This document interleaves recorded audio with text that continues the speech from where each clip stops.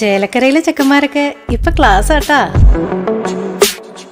അതിനൂതന hi tech സാങ്കേതിക വിദ്യകളോടെ വൻ നഗരങ്ങളെ പോലും വെല്ലുന്ന സൗകര്യങ്ങളുമായി നമ്മുടെ ചേലക്കരയിൽ naturals beauty parlour, doctors tower, near bus stand, Chelakkara. Attoor Arafa സ്കൂളിൽ സമസ്ത കേരള ജമിയത്തുൽ മുഅല്ലിമീൻ തൃശൂർ ജില്ലാ സദർ മുഅല്ലിം സംഗമം ഉദ്ഘാടനം ചെയ്തു.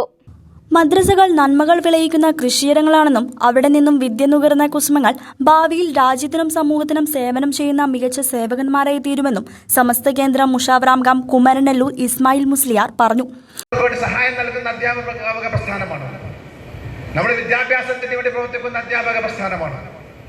ഈ രാജ്യത്തെ ഏതെല്ലാം വ്യത്യസ്ത മേഖലകളിൽ സമൂഹ സേവനത്തിന് വേണ്ടി സേവനം ചെയ്യുന്ന അധ്യാപക പ്രസ്ഥാനങ്ങളിലെ ഏതേത് സംഘടനകളുണ്ടോ അവരുടെ എല്ലാവരുടെയും ദൗത്യം ഏറ്റെടുത്ത് പ്രവർത്തിക്കുന്നവരാണ് നാം എന്നതിൽ തർക്കമില്ല. നമ്മുടെ വ്യത്യസ്തങ്ങളായ പദ്ധതികളും പ്രവർത്തനങ്ങളും നാം പരിശോധിച്ചാൽ നമുക്കറിയാം, ഈ രാജ്യത്ത് നടക്കുന്ന എല്ലാ സംഘടനകളുടെയും ഏതെല്ലാം മുഖമുദ്ര വെച്ചുകൊണ്ട് പ്രവർത്തിക്കുന്നുണ്ടോ അതൊക്കെ നമ്മൾ ഭാഗവാക്കാറ്. നമ്മുടെ മേഖലയില്ലാത്ത ജമിയത്തുൽ മുഅല്ലിമീന്റെ പദ്ധതി ഇല്ലാത്ത ഒന്നും ഇവിടെ നാട്ടിൽ നമുക്കൊന്നും കാണാൻ കഴിയും.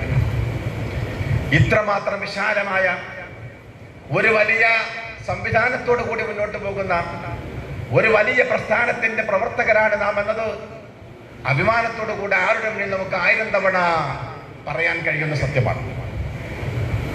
അൽഹംദുലില്ലാഹ്, ഇതിന്റെ സ്ഥാപിത കാലം 1959 ജനുവരി 30 വടകരയിൽ വെച്ച് നടന്ന സമസ്ത കേരള ഇസ്ലാം മത വിദ്യാഭ്യാസ ബോർഡിന്റെ വാർഷിക ജനറൽ ബോഡിയിലാണ് ഇത് സ്ഥാപിതമാകുന്നത്. 1955 മുതൽ അനൗദ്യോഗിക കമ്മിറ്റികൾ പല സ്ഥലങ്ങളിലും വന്നു. അഥവാ കുറെ സ്ഥലങ്ങളിൽ കൂടുതൽ കുറെ മദ്രസകൾ ഉണ്ടാകുമ്പോൾ അവിടെയുള്ള ഉസ്താദുമാരെല്ലാം കൂടി ഒരുമിച്ച് ഒരു സംഘമായി നിന്നുകൊണ്ട് പ്രവർത്തിക്കുന്ന സ്വഭാവം പല ഏരിയകളിലും ഉണ്ടായി. തിരൂരങ്ങാടി ആറ്റൂർ അറഫ സ്കൂളിൽ സമസ്ത കേരള ജമിയത്തുൽ മുഅല്ലിമീൻ തൃശൂർ ജില്ലാ സദർ മുഅല്ലിം സംഗമം ഉദ്ഘാടനം ചെയ്യുകയായിരുന്നു അദ്ദേഹം. ചടങ്ങിൽ ജമിയത്തുൽ മുഅല്ലിമീൻ തൃശൂർ ജില്ലാ പ്രസിഡന്റ് മൊയ്തീൻകുട്ടി മുസ്ലിയാർ അധ്യക്ഷത വഹിച്ചു. അബ്ദുൽ സലാം ബാഗവി, അബ്ദുൽ ഗഫൂർ ബാസിവി, അബ്ദുൽ ഹക്കീം ഫൈസി തൊട്ടറ എന്നിവർ വിവിധ വിഷയങ്ങളിൽ ക്ലാസുകൾ നയിച്ചു. KS Hamsa, Abdul Kareem Faizy, KS Abdulla, Abdul Latheef Haithami, VM Iliyas Faizy, Basheer Faizy Desamangalam, Ummer master, PV Moideenkutty Musliyar, KK Sulaiman Darifi, Ashraf Darimi, Sayyid Shahid Thangal, PA Shihabdeen Desamangalam, Munavir Fairooz Hudawi, Shareef Darimi, KM Muhammad Haji, PA Shihabuddin, Ajmal Baghavi എന്നിവർ സംസാരിച്ചു. എവിടെ ടച്ച് ചെയ്യണമെന്ന് അറിയുന്നവരാണ്.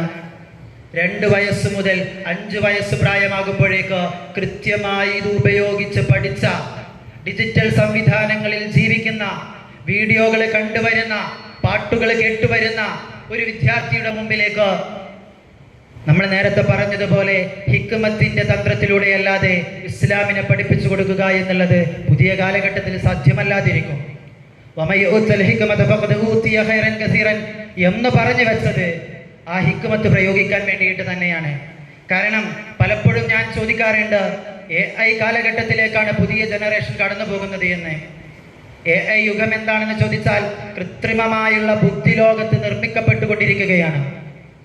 ഞാനൊരു ക്ലാസ് എടുക്കുന്നത് AI ക്ലാസ് അല്ലാത്തത് കൊണ്ടാണ് ആ വിഷയത്തിലേക്ക് കടന്നു പോകാത്തത്. AI എന്ന് പറയുന്നത് എത്രത്തോളം ഉണ്ടാകുമെന്ന് ചോദിച്ചാൽ, നേരത്തെ പറഞ്ഞല്ലോ, ഞാൻ ഇവിടെ നിന്ന് മണ്ണാർക്കാട്ട് എന്ന് കടന്നു വരുമ്പോൾ എൻ്റെ വാഹനത്തിൻ്റെ ഉള്ളിലേക്ക് കയറിയിരിക്കുമ്പോൾ ജസ്റ്റ് ഒരു സ്വിച്ചോ അല്ലെങ്കിൽ ഒരു മെസ്സേജോ കൊടുത്താൽ എനിക്ക് വന്നിറങ്ങേണ്ടുന്ന അറഫയുടെ ഈ സ്കൂൾ മൈതാനത്തിലേക്ക് എന്നെ കൊണ്ടുവന്നിരുത്താൻ ഇനിയൊരു ഡ്രൈവറുടെ ആവശ്യമില്ലാത്ത കാലഘട്ടം വരാൻ പോവുകയാണ്.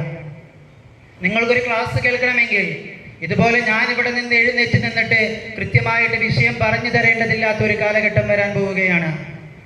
കുറച്ചു കാലം കൂടി കഴിഞ്ഞാൽ, കൃത്യമായിട്ട് പറഞ്ഞാൽ, ഒരുപക്ഷെ നമ്മുടെ ക്ലാസ് മുറികളിലേക്ക് കയറി വരുന്ന അധ്യാപകരിൽ ക്ലാസ് എടുക്കാൻ ഒരുപക്ഷെ റോബോട്ടുകൾ ഉണ്ടായിരിക്കേണ്ടുന്ന ഒരു കാലഘട്ടം കടന്നു വരികയാണ്. ഇപ്പോഴും കോഴിക്കോടിലെ മിംസ് ഹോസ്പിറ്റലിലേക്കോ കോഴിക്കോട് തന്നെയുള്ള ചില മാളുകളിലേക്കോ നിങ്ങൾ കയറി ചെന്നാൽ അവിടെ സർജറി നടത്താനുള്ളത് റോബോട്ടുകളാണ് എന്ന് പറഞ്ഞാൽ ഒരുപക്ഷെ ഇപ്പൊ നമുക്കതൊരു അവിശ്വസനീയമായിട്ട് തോന്നാം. ഈ രീതിയിലുള്ള ഒരു കാലഘട്ടത്തിലേക്ക് പുതിയ തലമുറ കടന്നു വരുമ്പോൾ ഇതിനെയെല്ലാം ഉൾക്കൊള്ളുന്ന ഇസ്ലാമിനെ തന്നെയാണ് നമുക്ക് പരിചയപ്പെടുത്തേണ്ടതുള്ളത് എന്നതുകൊണ്ടാണ് ഇതിലേക്ക് നമ്മൾ ഈ രീതിയിലുള്ള ഡിജിറ്റലൈസേഷൻ സംവിധാനങ്ങൾ കൊണ്ടുവന്നത്. News desk CCV.